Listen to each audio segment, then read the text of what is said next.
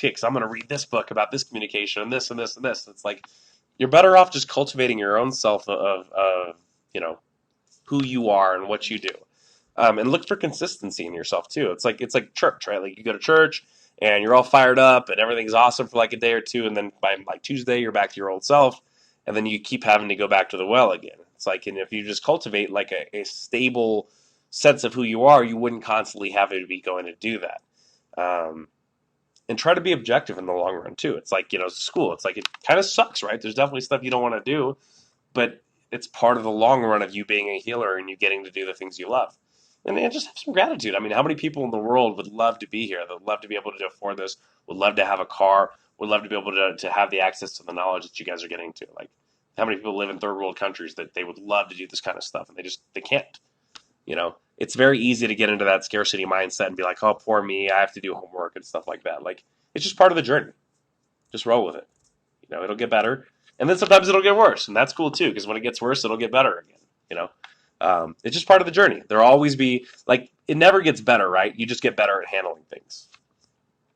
There's always new problems. Always. No matter what. You're like, oh, when I graduate, things will be awesome. No, you'll just have new problems. Then you're like, when my practice is busy, then I'll be happy. It's like, no. Now you have a whole new set of problems that you'll be dealing with. So just, you know, if you can get that balance and be centered in the moment, that's when things are going to go your way. Like, it's never as good as you think it is. It's never as bad as you think it is either, right? So, you know, just try to find that balance, you know, and that a lot of that comes from that sense of certainty within yourself. It's, you've got to find your purpose and just stay with that, right? Like, what am I here for? I want to help people. Or you could be like, hey, I'm one of these people that wants to teach. I want to really master all the scientific information and transmit that back to students and make them better students. Like, not everybody's purpose is the same. Just like you guys will have different practices. Some will be nutrition focused. Some will be more connective tissue. Some of you guys will work with kids. Some will work with athletes. Some will like to work with older people. Like, just figure out what you're into and then focus on that, man. Really sharpen that skill set. You know, one thing we talk about, like I said last time, is that Hedgehog Principle. I can't remember what book it's from. But that's something we've really tried to focus on in our practice. Like, we're connective tissue specialists. Could I do nutrition? Could I do training? Yeah, I could. But I think that would take away from that one thing that I'm really honing in on. So what does a hedgehog do well? One thing, it rolls into a ball. And that has kept that thing alive through years and years of evolution. It doesn't have wings. It doesn't have, you know, poisonous darts or anything like that. It's just really good at one thing. And because of that, it survives. So a lot of times there are limited resources in life. So like in life, you could be really awesome at a couple things, 2 or 3 things. You can be okay at 5 to 10, and then you kind of just suck shit at everything else. That's specialization in culture. You can't master everything. You don't have enough hours in the day. You don't have enough energy. So focus on the things that are important to you. Your family, your health, because without those 2 things, you're not going to get far on anything else. Remember, don't burn yourself out to the point where you can't help people. If you're hurt, you can't help anybody else. If you're burnt out, you can't help anybody else. You guys are the helpers. And a lot of professionals in this field, they burn themselves out so hard that they have nothing left to give other people. I was a different level, you know, when you inject, sometimes people take over the patient energy and it's distracting. Right. Yeah, it certainly can be. All right, so physiological movements, we have voluntary movements of the patient, we have osteokinematics, osteo meaning bone, kinematics meaning motion. So accessory movements, we have the components of motion, right? So those are not voluntary. We have upward motion of the scapula and rotation of the clavicle. So those are biomechanical motions that go together. So, for example, our 2-to-1 ratio of our scapulohumeral rotation, right? So like when I do this, my humerus is moving twice as fast as the scapula, which is also doing that same ratio to the thoracic spine. That scapulothoracic area, it's classified as a pseudojoint. It does sort of function as a joint, but it doesn't have synovial fluid within it, so it's not actually a joint. But it is an articulation between the scapula and the T-spine. Now, keep in mind, your scapula and your upper limbs really only attach to as far as the appendicular, attached to the axial spine where? At only a couple spots. SC joint, right? It's really the only true attachment. But you do have connective tissue, a very strong fascia and muscles that hold those 2 things together. But as far as bony dispersion, that's really the only place that your arms attached to your spinal column or your thoracic spine, which is kind of wild to think about, right? It's like just the SC joint. And that's why SC joints can be, dislocations can be so traumatic, because now you can't transfer force from your clavicle through here. And we know that it doesn't take a lot of pressure to break collarbones. Anybody who skis or snowboards knows that. Okay, so we have joint play. That's the motion between joint surfaces. We have what we call give in a capsule. So when you push into it, you're checking that give. There should be a healthy amount of joint play. If you have Ehlers-Danlos or some other sort of connective disorder, you could have excessive. If you have ankylosing spondylitis or some other disorder like that, you probably won't have hardly any. If you're in the center of the Gaussian distribution, you'll have a normal amount.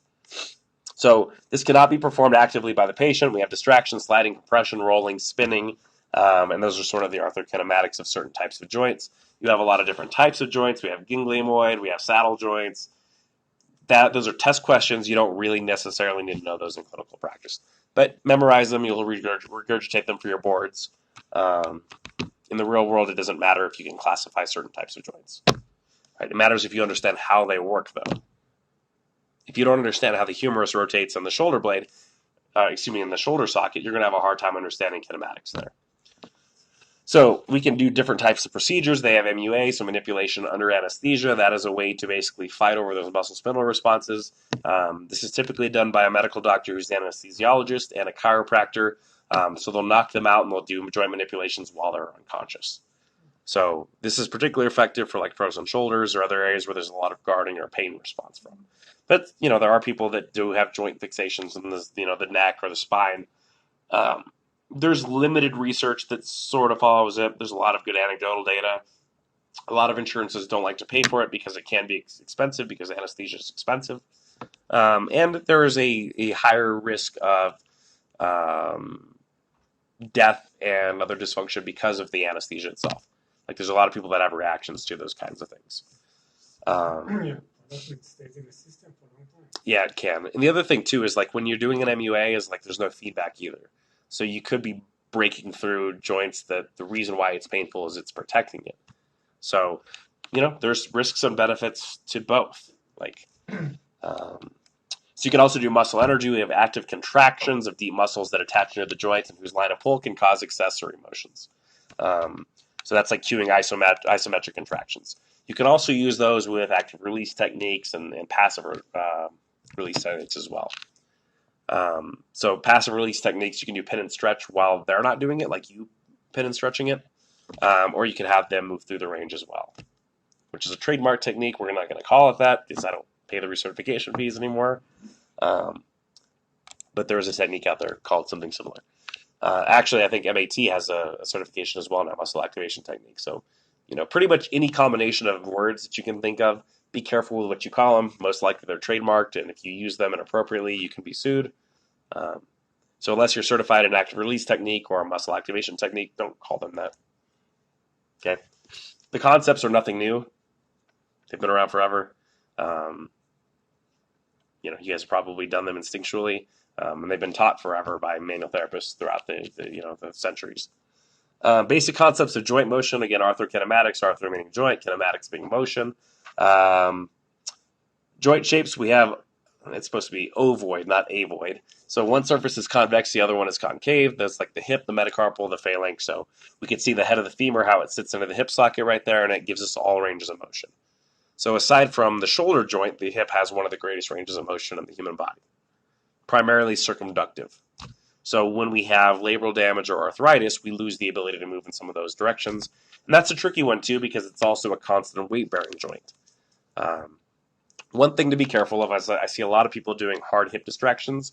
You guys familiar with Bo Jackson? Anybody know what happened to his hip? So he was running the ball, somebody grabbed his ankle, he was running full speed. It basically subluxed his hip down and out. But there is vascular supply to the top of the femoral head through the ligamentum teres. So if that gets torn, what you can get is something called AVN or avascular necrosis to the top of the actual femur. I've seen it done by chiropractors in the past. They yank on people's legs too hard. They basically tear that little ligament. It kills off the bone on the top. We get AVN, and that leads to joint destruction, which then leads to hip replacement. So be very, very careful when pulling on people's legs. Your depth has to be incredibly low. So high velocity, low amplitude, you certainly cannot have high velocity, high amplitude. You're almost certainly to hurt somebody when you do that. And that's any kind of axial motion, by the way. Like, your spine isn't designed to get pulled apart that far. So if you see somebody doing that, Yeah. right, we're punching through the end physiological range. It's that far. All right, joint shapes. We have cellular saddle joints. One surface is concave in one direction and convex in the other with opposing surfaces. So that's like the humerus. So we can see that it has that ball and socket. But this ball and socket also abducts and moves in different directions. So it has a little greater range of motion. It does circumduct in the same way that the hip does, but it also has movements over and all around. So the joint shape itself is also not nearly as deep, and it doesn't have support on all sides. That's why when you have like a posterior dislocation here, you can get what's called a slap lesion or a Bankart lesion, where the bone actually runs into the other bone, it chips it, or you damage the labrum itself. Types of motion. We can have swing, so that's bony movement of the lever, aka flexion, extension, abduction, adduction, and rotation. So remember, AB is away from the body, generally speaking. AD, like add, is bringing it towards the body. So adduction, abduction, abduction, same thing with your leg. Your glute med is your big abductor in the lower limb. Your adductors, thus the name, are your adductors. That's moving you towards center line. Okay. So even a lot of the machines in the gym aren't actually appropriately labeled, right? Like, so if you're seated and you're bringing your legs together, is that adduction? Not really. Sort of. Right. But it's not adduction to your center plane. You're not really getting the adductors to fire in that same plane. If you were standing, that would be the case. But because your hips are flexed, there's a different motion involved with it. Adduction is bring it to the center. Right. It's more internal rotation, right? Yeah. And so like when you're sitting and doing the abductor machine, right, you're actually externally rotating and abducting. You're combining two separate motions there. Pure abduction would be standing and bringing your leg to the side, which is going to be more glute med, but also glute max. Keep in mind those glute max fibers don't just extend. You know, if you look at the way they angulate, they do almost every motion with the hip. We just kind of don't care about them because it's just such a big, broad muscle. Like I said, you know. And keep in mind, your main spinal flexor is your rectus abdominis. It's the biggest. It's the most superficial. It has the most leverage. You know, what's your strongest hip flexor? It's rectus femoris. And keep in mind what muscles do what too. Like muscles that are more central are going to be designed to be more stabilizing. Muscles that are more peripheral are designed to have more fast twitch motion. So you guys know which muscles in your body have the most amount of fast twitch fibers? The oculomotor muscles. So look side to side a bunch of times and watch how fast they burn out. They fade pretty quick. So they're not designed for endurance. Okay? Yeah. You want to see that thing fly at you. Yeah, 100%. You need that, right? Like, yeah. You need to be quick to check for a line or whatever else, right? So then your core muscles are designed to be able to be more slow twitch and stabilize you. So pretty much everything around your core is a stabilizer. Your rectus spinae, your QL, your obliques, your psoas. And if you think about how they work, we always get into this every course about what the psoas does. There's plenty of research out there if you guys want to look into it that the psoas is more of a stabilizer of the spine and much less of a hip flexor. And if you look at where it attaches, it can only be a hip flexor when the femur's already past 90 degrees. Because it's straight up and down, all it will do is compress, which by the way is a good function of it. It'll compress your lumbar spine, create lordosis, and compress the hip. That way it's not unstable. And what you'll see on people too is like when they have ipsilateral back pain, particularly sacroiliac joint back pain, they will have what's called fatty infiltration of their psoas on the same side. So like a marbling of the muscle. So basically what happens is it doesn't have that nice firm tone you're looking for. It's sort of atrophied because it's not being used as well. So sometimes your body turns off those muscles because it feels like it's got too much tension on them. You'll see that in the rectus spinae, particularly the multifidi as well. And then keep in mind too, if you have this shell, like so say your thoracolumbar fascia gets too thick, then what'll happen is you'll get atrophy of the psoas, you get atrophy of the multifidi, because they're not actually being forced to work very much because that shell of fascia holds you together. So what can happen sometimes you clear the fascia out and now they're unstable. So now you've got to train them again for stability of the muscles. Make sense? All right, so we also have roll of the motion, so incongruent surfaces. The roll is always the same direction of the swing. Pure rolling does not occur alone in normally functioning joints. This can cause joint compression. We also have slide and translation. Surfaces must be congruent, and everybody knows what congruent means, right? Okay. The slide is opposite of the direction of the angular movement. If the joint surface is convex, sliding is the same direction as concave. It's used to restore the joint plane. So basically, you're moving along in a congruent way, right? So there's a combine. There's more congruent. The more congruent, the more slide. The more incongruent, the more roll. Okay. So like your wrist, you would have slide because that's pretty congruent there. Your carpal bones to your radial ulnar complex. Your shoulder would be more of a roll. The way the joint moves, it's more of a roll. Everybody follow that? Roll is more of a hinging motion.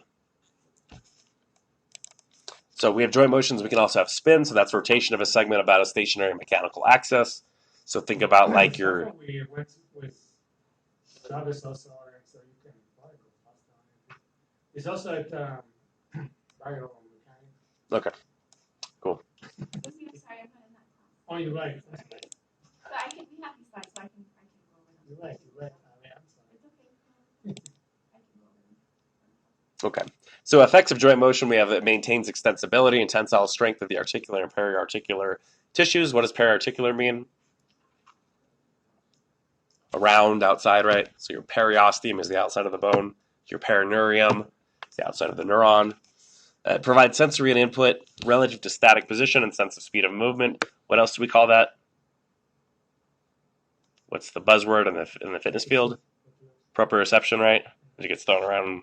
It's like inflammation. You just, antioxidants. It's got electrolytes. So, yeah, what are electrolytes? What plants crave? You know, sometimes these people just learn a big word and they just say it. It's like, do you even have any idea what that means? Like, because it has a specific meaning, right? That's sciatica in most of their patients. Right. And So- it's vague pain in the back. Or carpal tunnel, right? Like, I have carpal tunnel. Well, everybody does. 2, actually.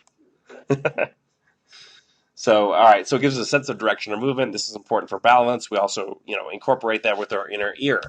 Do you guys know which muscles in the body have the most proprioceptive input? What group of muscles?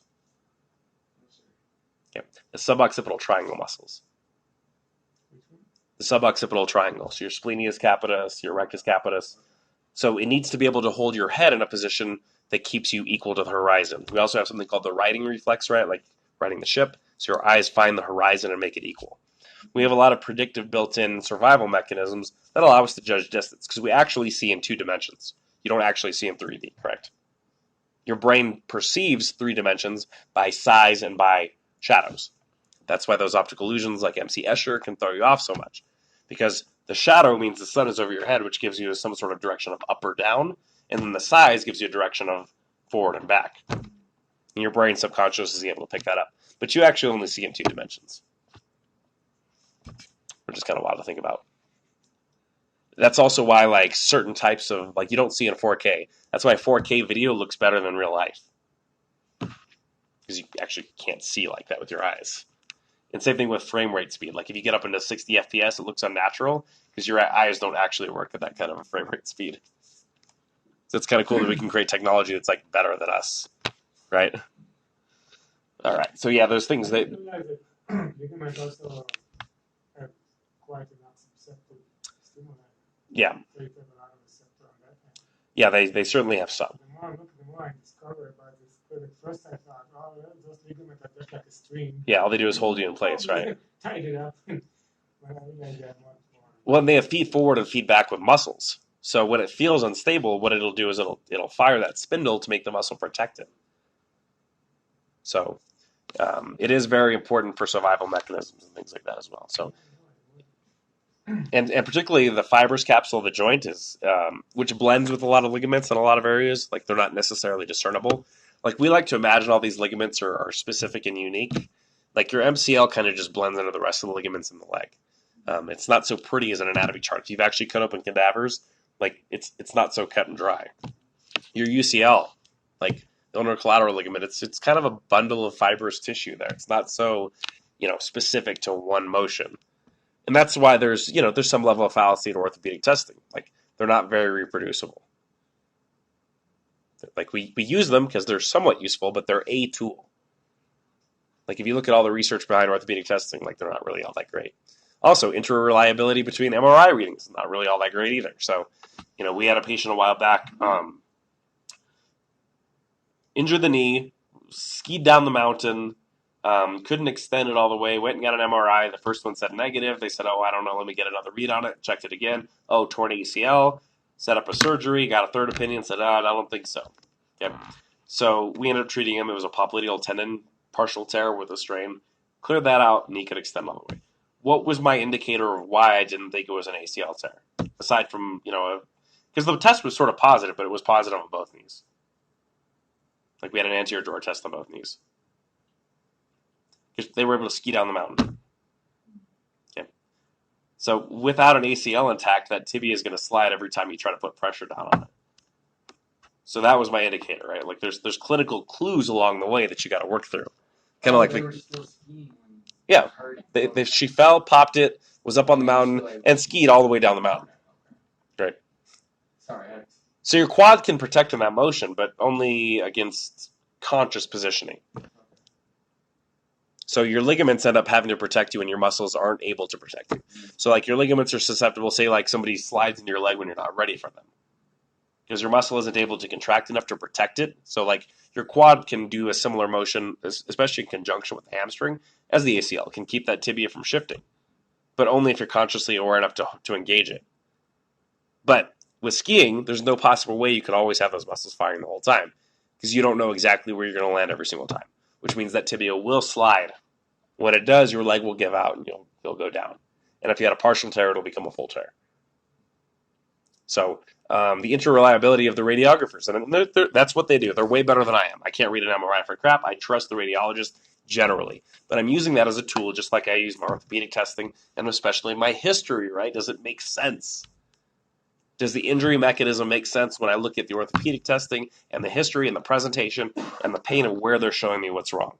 Based on my mastery, right, hopefully, of biomechanics and anatomy. So interesting. I kind of read some that basically you can also see almost like all this fascia and ligament and all those whole unit as one. Yeah. In many ways. You can. Is when you work with soft tissue as your main, can it inspire and it's you say you're breaking down tissue so a new one can be built, so the Sure. body can take over and rebuild.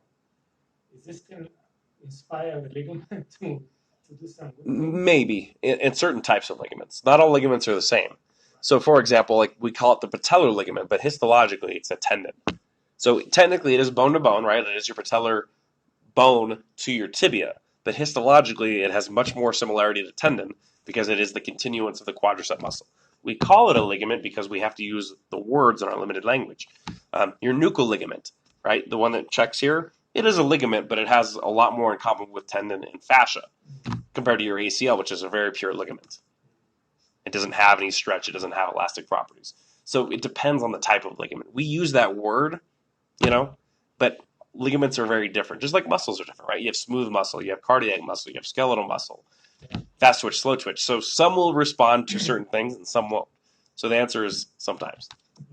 And unfortunately, you guys are going to get that a lot from me. Maybe, sometimes. Okay? If you think there are black and white answers in this field, especially because we're talking about patient populations. And when you hear scientists say, like I said, something's a settled fact or there's certainty, go ahead and move away from that person because that's not how the scientists should think. And unfortunately, I think this is kind of sad too. Like, it helps actually to have a philosophy background when we're talking about this kind of stuff, right? Like, what are my possible logical fallacies what are my biases? Those things are important. So we have these people that have doctors of philosophy but have no fundamental understanding of philosophy. They're scientists. This should be a DSC, a Doctor of Science degree. Because if somebody had a good background of philosophy, they're going to be a lot more nuanced and less certain about certain types of things. Like we talk about in terms of odds and probabilities, not certainties or, only Sith speak in absolutes, right? Which means whoever said that must have been a Sith. No Star Wars fans? Yeah. I got it. Somebody boo this man. I love Star Wars. Not funny, am I? All right, indications and limitations for the use of joint mobilization and manipulation. So we have gentle joint play for pain, muscle guarding, and spasm. Generally speaking, this is going to be post-surgical, so this is more in the PT realm. I typically won't see post-surgical patients till 6 to 8 weeks post-surgical. I want there to be scar tissue and fibrous tissue set in for stabilization before I mess with anything. You start messing with anything before we have that tissue maturation, you can actually undo the surgery that was done. I want them to run through their normal traditional PT first. That's the environment those people work in. They're post-operative physical therapists. That's what they do. Again, Hedgehog Principle. I don't need to do that also, right? That's not my sphere. It's when they're still stuck after that. That's when I'm going to come in and clear out the scar tissue and, get them moving when they've been stuck. I try not to do MVAs because I don't like to do paperwork. It's not worth it for me, honestly. Like, it does pay a little bit more, but at the volume that we're running through as a practice, like, my time is better spent other places. So we actually have a sign up that says, if we don't do any Workman's comp, MVA, I used to, and again, you'll get paid a little more than cash. So I know they do them here. I don't want to get subpoenaed and have to go in and be an expert witness unless I'm getting paid at like a $350 an hour rate. It's stressful. Lawyers are rough. I've done that. It's just, again, with my time and effort, I make more money from YouTube and from my practice and doing stuff like that. It's less stressful. So, previously on X-Men, it would depend. I'd like to give them at least 72 hours to kind of see what settles before I start messing with anything. And assuming there wasn't anything pathological, like fractures or tears or anything, go and treat them at that point. Most acute injuries, you want to give at least 48 hours to kind of see what settles and what isn't there.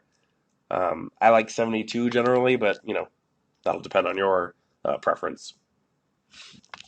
All right, so we have neurophysiological effects. That's small amplitude, oscillatory, and distraction.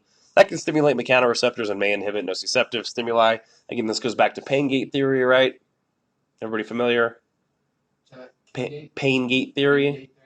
Yeah, so generally speaking, any kind of movement typically decreases pain through that nociceptive stimuli. Anything that doesn't move tends to be stiffer and more painful, and then your body can centralize that. We have a saying that nerves that fire together wire together, so just like you can get really good at driving subconsciously, and that's subcortically, or riding a bike, your brain can get really good at sending pain signals. So that's part of the reason why even we think that maybe painful treatment is so effective, is that you expose a different type of pain over the same pathways, so it tricks your brain into not fixating on the previous type. In fact, I actually believe that's a big part of it. Like, for example, if somebody's using a foam roller for a while, now all of a sudden it doesn't work anymore, and then I put them on a PVC pipe and now it works again. Well, why does it work? Well, we were getting deactivation of the muscle with a foam roller, but now that those spindles, and if you think about a muscle spindle, like part of how this works, say my muscle's this long, okay, and I have a bunch of nerves distributed symmetrically through it. When I shorten that muscle down, those nerves are a lot closer, so pounds per square inch. I activate a greater population of neurons in a muscle that's tight by pressing on it. If a muscle's long, when you press on it, those little nerves are all spread out, so you don't get as many. Just simplistically thinking. Okay, when that quad or whatever is not painful anymore, now we're not getting that sensory activation. So when you think from a physics perspective, is there physically a lot more force on a PVC pipe or a foam roller? No. Your body weight's still the same. The surface area is still relatively the same. The only thing that's different is it's harder, so it hurts more. So now all of a sudden you have a greater response to the PVC than you did the foam. So what that tells me is that there is a good likelihood that you actually do need some level of pain to be able to get you out of pain. Well, and again, it goes back to that neurological overwiring or overriding of those areas. So now your brain can't fixate on the previous pattern of pain because it was exposed to a different kind of pain. Have you ever seen any patients that get past the point of even the PVC pipes? Yeah. What do you do then? Tell them to stop. Yeah. We had a patient the other day where, he's been crossballing his glute, and he's like, I can't get enough pressure to put a hole in the wall. You know what that tells me? It doesn't need to get rolled anymore, bro. Because at that point, you're just damaging your own tissue. And so and you have to coach them through this. Like, they'll always think that you have to have pain, but if that pain isn't working anymore, that's probably not what you need. Either it's too long or loose, or you need to do something else. Like what I'll find is that they'll have like a glute issue on one side, and they'll hammer it and hammer it and hammer it, right? And so then what happens, they don't do the other side. So then relatively speaking, the glute and piriformis on the other side start to pull the sacrum that way. Because now you don't have counterbalance. Okay? Now this is overstretched over here. So you actually get some like sciatica from the piriformis overstretching. Because they have pain and dysfunction, they're like, oh, I should roll it, which makes it worse. So instead, what we want to do is strengthen that side and go back and loosen up the other side. But they're not going to think that way instinctively, right, unless you coach them into thinking that way. Okay, this is like the rhomboids. Everybody's like, oh, my rhomboids. Adjust my mid-back. Roll that rhomboid out. And it feels good while you're doing it, but it doesn't really change anything long-term. Why? Because they're overstretched already. If something feels good when you're pushing on it, it's probably overstretched. So while you're shortening it, it feels like the normal length tension. So you're trying to create the right length tension relationships. If it kind of hurts, it probably needs it needs more. But there's a certain type of hurt that you need too, right? It needs to be muscular. It needs to be a good hurt. Like there's a difference between that and bone pain, like we talked about. Like one is productive and one is not. Okay. All right, we have mechanical effects, so synovial fluid motion. We have that brings nutrients to the avascular portions of the articular cartilage. This prevents painful degeneration effects. Does not place stretch on the reactive tissues. And what we actually know about cartilage is that it actually is probably a little more vascular than we actually thought previously. Studies have shown that sometimes distance running actually increases the thickness of the meniscus, which was, counterintuitive to what we had previously thought. Same with discs. It was always under this impression that the impact was bad, but it turns out that it may even be some sort of adaptive response, just like anything else. Davis's law and Wolff's law. In this particular case, Davis's law. Because you have stress there, your body's response is to put more tissue down to protect it. Just like how your muscles respond, or if you see people with like a Dowager's hump or whatever back here, like that's fascia that your body's laying down there trying to protect you because you're here all the time. It's trying to hold you together. But that's actually counterproductive. It'll actually limit you. And like we said last time, like some of these ideas go kind of haywire because we're like, oh no, this tissue's so avascular, let's punch holes in it and make it bleed. Well, now we disrupted the articular surface so it can't transfer force very well. Weird, it hurts. And think about this. What they'll tell you is this. Meniscus hurts because, right, it's causing you pain. But why can't meniscus tissue heal? Right.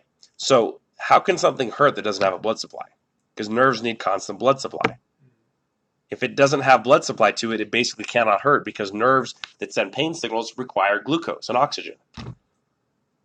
So if something hurts, it has to have some level of blood supply. So think about that, right? So the things that actually are more avascular are much less likely to cause you pain. What are things that are very vascular? Well, muscles, tendons, bone in particular is very vascular, so bone pain is very severe. Anybody broken several bones in here? Yeah, it's not fun. Ligaments and bones. Yeah. And I've ruptured muscles, and that actual doesn't hurt that bad. Really? Like the actual process of tearing it, it's not bad. It's weird, and the recovery sucks, and it hurts a lot the next couple of days because you get this bleeding. Like when I tore my pec, it bruised all the way to here and here. Yeah, and it scars over weird. But broken bones are way worse. Yeah. All right, so then you have reverse joint hypermobility. So we treat it with progressively vigorous joint play and stretching. That's like post-surgical, people coming out of casts and things like that. You can also have positional faults or subluxations.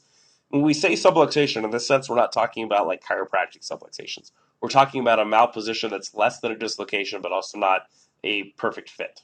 So where subluxation is very common in the shoulder, where that humerus isn't out of the socket, but it's also not lined up correctly. You'll also see subluxations of ribs, particularly in the springtime. Rib 1, 2, 3, 4, you'll find them. It's a very, very specific type of pain. And when you guys learn to do manipulations on ribs versus spinous and vertebra, it has a very distinct sound to it. Keep in mind those costal attachments are a little bit more lateral than the transverse, but they come in over the top. So in order to adjust them, you need to go P to A, but you also need a little bit of lateral to medial. That's a very different type of manipulation. Okay, MWM, we have mobilization with movement. So an attempt to realign while the person moves through the joint range of motion, aka the ankle mulligan. So in this case, we're calling it a mulligan. If you guys are familiar with, right. So snags and wags, primarily, those are done in the spine. You basically hook spinuses and move them through ranges of motion. I called this early in my practice, so that's what my practitioners will call it, but it's not actually one. But the principle is very similar. Okay. But if you guys are looking for CEs to do, I would recommend fascial distortion model for soft tissue work. I do like the Mulligan courses. I think their belt mobs are great. I think Maitland is a solid course too, particularly for assessment. If you guys are looking for Mulligan is a practitioner. Brian Mulligan, I believe he's Australian. He's a physical therapist. But his idea of mobilizing joints was based on hooking them and moving them through ranges of motion without a thrust. But they are multimodal, and again, when all you have is a hammer, everything looks like a nail. So it's not necessarily single-mindedly moving a joint through a range of motion. You affect the muscles and ligaments and the retinaculum as well. But there's also bone play too. So like think about this. Say I've got somebody who's got a valgus position, right? Everybody know what valgus is? Knees in, varus, knees out. Okay. So say I've got somebody in a valgus position and I'm trying to straighten their knee out. What might I not want them to roll on a foam roller? IT band. The reason why is I'm blocking the femur and then I'm letting that leg hang down while I'm doing that. So I'm physically mobilizing them into a more valgus position. Right? So it's not just the inhibition, right? There's a physical lever on it too. And keep that stuff in mind when you're thinking about that. Nothing is singular modality. Like we have these people that hammer the levator scaps and stuff like that, and they end up moving their first and second rib anterior, so they're sticking out the front. So then they create a brachial plexus impingement, and all of a sudden their arm's weak. And we had a guy actually, he lost all contractile tissue to his pec. So he woke up with his neck messed up, went and got treated by one of my providers. They showed him like the levator scap release, but he was a type A person. He just kept going to town. And he pushed it so much that he managed to force his first and second rib forward, and afterward was pressing the brachial plexus. So now all of a sudden it turned off his pec, particularly the lateral pectoral nerve, and he couldn't figure out what was wrong with him. So I finally figured it out. I'm like, wait, you've been going ham on this, right? And he's like, yeah. So I feel the ribs side to side, and think of them like a steering wheel. So if I push the back forward, it's going to come out the front. So what I had to do is move them back this way to where they were back in line to clear the nerves. One session, back to normal. But it took me 20, 25 minutes of assessing them to get to that point. And sometimes it'll take you 3 hours of assessing somebody to finally figure something out. Tinkering and gathering more information from them. So what do you think the odds of their orthopedist in 5 minutes figuring out what's wrong with them? Not touching them, not taking them through ranges of motion, not testing and retesting. Because doctors don't do that. So, by the way, you guys have actually a greater frame of reference on life because you're constantly testing and retesting your theories. Other doctors don't have that luxury. They just believe what they believe because they believe it, not because they're testing it and seeing the outcomes. So that's an advantage, right? Like a surgeon's not waking them up halfway through the surgery being like, hey, is that better now? Am I on the right thing yet? So it's actually kind of cool because you guys can verify your own reality with the patient. All right. Oops. I guarantee that was the first time you've seen that. I've never heard of that. How would you adjust them back that way? With your hand or with a tool? Yeah. Yep. And keep in mind, the first rib in particular doesn't have an actual joint attachment to the sternum, so it's much more mobile, where the lower ones have actual articular joint positioning. Like a lot of times there's cartilage attaching the first because of its intimate nature with the clavicle. So it's much more likely to dissociate from the sternum than other ribs. And then because of the leverage on it by the anterior middle scalene, it has a lot more joint play, especially with us having neck issues. And think about when you're doing say PNF stretching or something like that, right? Like if I'm doing this and pushing, multiple things could happen because my muscles attach on the transverse here and here. So if that muscle is so tight, what I could do is physically pull my transverses that way. Like my spine could get pulled that way, assuming that my rib is sturdier. But if your neck is sturdier than your rib, and this is super dependent on the patient, if my head is straight, what it does is elevate that rib and cause it to roll a little bit. Because of no elasticity, the muscle is like one big rod. Right, it's pulling these. It's like tying a rope to the door and driving off with a truck. So the door is going to go, right? But if it's just like a 4-year-old, tie the rope to the door and he runs, well, the 4-year-old's going to go flying back. So that depends on the person. But, think of that in terms of like how muscles connect to different areas. And it could be both, right? It could be one, it could be the other, it could be both. So that you could treat the scalenes and then see if there's more dissociation between the two. Or you may need to physically move that rib down and then work through the tissue. And if that rib has... So in anything you sublux, right, that means there is some excess stretching of the ligament, so it's more likely to sublux again in the short term. So in order to keep it from happening again, you've got to get those muscles that are causing it to calm down through, pick one, rolling, stretching, PNF, any of those types of modalities. And we're going to go through all those examples next week of like, I'm just going to give you a generic rundown of all the different lacrosse ball stuff, different stretches, with some biomechanical angles to it, because I think the way that most people teach most stretching is wrong because they don't really understand the advanced nature of biomechanics. Like I see people trying to stretch the pec, and I'm like, no, you're just putting pressure through the shoulder. It's a shoulder block. Same thing like we were talking about, like activating the long head of the tricep. Like there are ways that you need to stretch specifically to get your lat to stretch based on the angles that it attaches that aren't going to be textbook. Same thing with the added variations of like a gastroc versus soleus versus hip flexor. And how to do those things where you don't end up jamming your SI joint or things like that. And then little nuances when you're doing band work too. Like we talked about the time under tension. If I never would have told you that and you just had them go through the same thing, again, there's a big difference. So if there's a big difference in that short term, once you amplify that over 20 sessions of them doing strengthening, you're going to have a big separation in outcomes. And that's assuming you're teaching home exercises. I hope you guys do. Like I think that's a huge part of getting long-term changes. And the goal as a healer is to make people not dependent on you. That's one of the things we always talk about in our office. Like, what I want is my patients to be self-reliant, for them to know what's going on with themselves and fix it if they need to. We're here as a backup if we have to do it, but I would rather them take care of themselves. Like, what does doctor mean, right? To teach, not to make them reliant on you. And what I like the analogy of like getting your teeth cleaned. It's very similar. Like, you wouldn't just come in and get your teeth cleaned by a dental hygienist twice a week, right? Doesn't make any sense. You brush and floss. So you should be doing the same thing with your connective tissue on your own as well. And I'm here as a backup whenever there's a problem. And when you do that, people are going to refer a lot more patients in because they know you're being honest with them. And you're not trying to nickel and dime them and get more money out of them.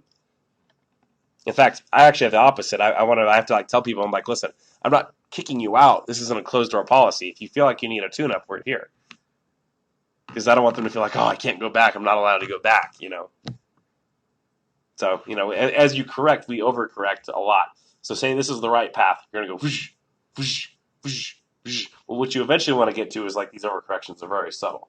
And that's with everything, by the way. That's in management, communication with your patients, clinical, changes, all that kind of stuff. It constantly needs reassessment. It's easy to get lazy. Yeah, when you're about it, versus the philosophy of prophecy, I believe in anyway, is based on the tendency of the body to heal. Right. The body is a healer. Yep. I'm breaking down your tissues so your body can heal. Well, and these principles are very specific. Like we know what they do. Wolff's Law, Davis's Law. You need a certain amount of sleep, right? Too much sleep will kill you. Not enough will kill you as well. So we're always trying to find the homeostasis point, balance. Like nature does tend to move towards symmetry. There's a reason like we're attracted to symmetry, the golden ratio, things like that. There's a reason why almost every type of animal you look out there has a level of symmetry to it. Starfish, the circumduction of trees. All those things have a level of symmetry. In our particular case, it has a lot to do with biomechanics. We want to be as close to that anatomical position as possible. Not here, not there. All these other things cause biomechanical impasses. It'll cause pain.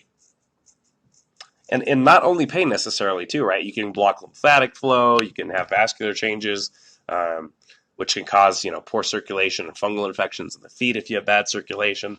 Like there's other health conditions that come with it, too, including mental issues. Like, do we not think that chronic pain leads to depression and anxiety and suicide? Of course it does.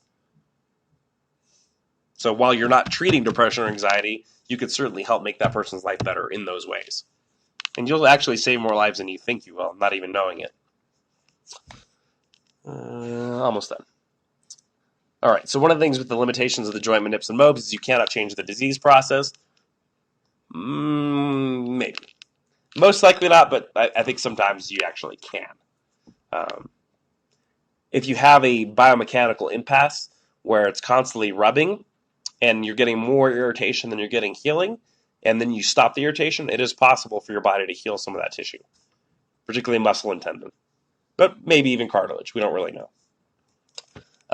We use it on properly screened patients. Do not use it on patients with hypermobility, joint effusion, or inflammation. You can use it in patients with hypermobility within the limits of the motion. Joint effusion, we don't stretch. The patient's ligaments are on stretch to make room for fluid. There's gentle oscillation that may be used to help block transmission of pain, stimulus, and improve fluid flow.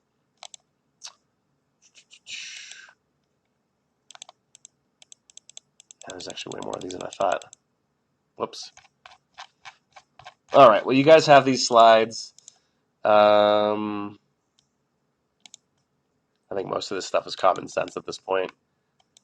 For example, warm tissue is more malleable, right? So how do we warm it? Well, you could put a passive warmth on it, electrodes, heat, or you could take them through active range of motion. Like in my office, what they do is active stuff first.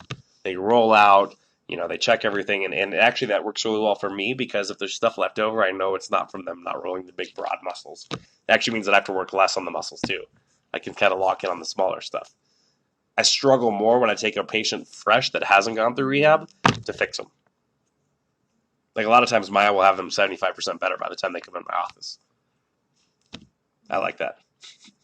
And their tissue's all warmed up and malleable because they've been doing all these corrective exercises first. The only time, of course, we don't do that is if there's something severe going on, like a severe disease process. So, all right. Questions on any of the stuff we've gone over so far today? Got the gists generally. Minutia plus some big picture ideas. We good? Cool. All right.